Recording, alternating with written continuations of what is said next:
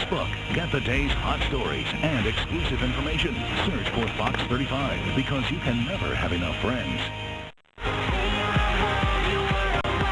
Taking a live look this morning over Lake Mary. Not many brake lights out there, moving smoothly kind of through the busy morning rush hour. It's been a gorgeous morning out there as well. So welcome this morning on Good Day.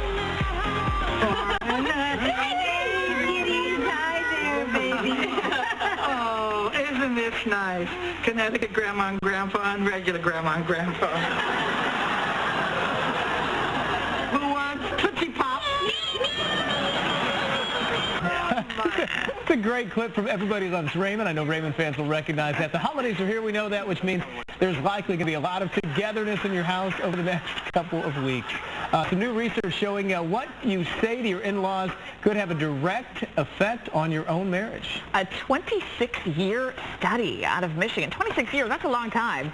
Found marriages in which the husband feels close to his in-laws are most likely to last for the long haul. However, when the wife reported being close to her in-laws, it had the opposite effect. The risk of divorce with those couples is actually 20% higher. That makes me nervous because I really like my in-laws. Life coach Jenn Lee is joining us this morning. Let me tell you, this is such an interesting subject, especially this time of year. Whenever you talk, because it's such a dynamic relationship when you have your in-laws over to visit, especially for long periods of time. We're not just talking a few hours. We're talking sometimes days or weeks at a time. Sure, and especially if they're coming in from out of town, everyone's trying to squeeze a whole year's worth of interaction together in that short period of time. And I thought this study was amazing. It was spot on because the reason why men, if they're closer to their in-laws, tend to have a better marriage is because the wife goes, oh my goodness, you love my parents. I love you even more because we're just all warm and fuzzy inside.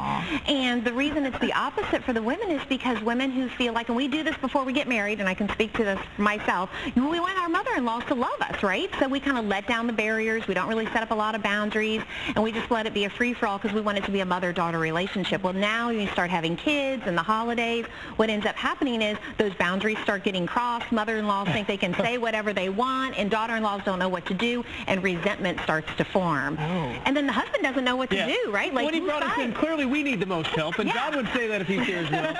So what do we say? How do we say that to the in-laws if we have to politely suggest something? Right. Well, I think the best thing for you to do is to help kind of calm the situation, and that is with you being really proactive and saying to your wife and your in-laws, hey, mother-in-law, what can I do to help you? You know, is there something I can do to help put up the holiday decorations?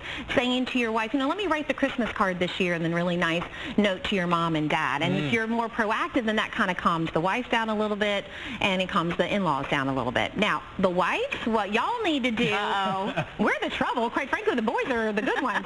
So mother-in-laws, you know, just unless the kid is on fire, like there's no reason to give child care advice at this stage of the game. And then daughter-in-laws understand that your mother-in-law is she's trying to maintain control of being that strong mom. So just be wary of the fact that maybe you should be proactive and say, here are the things that I'd like to provide for this holiday season, as opposed to waiting for her to come to you, and then all of a sudden all you're doing is opening a can of cranberry and you're feeling less of a woman. So it's really about understanding where each other are coming from, and this is really a great time of year to kind of strengthen those relationships. Absolutely. It's all about the communication. If we could only just communicate. Right. And understand where each other are coming from. Yes, it's so true. Jenn Lee, you're the best. Coach Jenn Lee, thank you so much for coming in this morning and breaking it all down for us. You made the holidays great advice. I'm going to email those tips to John as well, just so he's in the same boat. We all know where we're heading with Send him the segment. Yeah, we need it. Many men out there do. Let's turn to some breaking news this morning. It's out of Brevard County.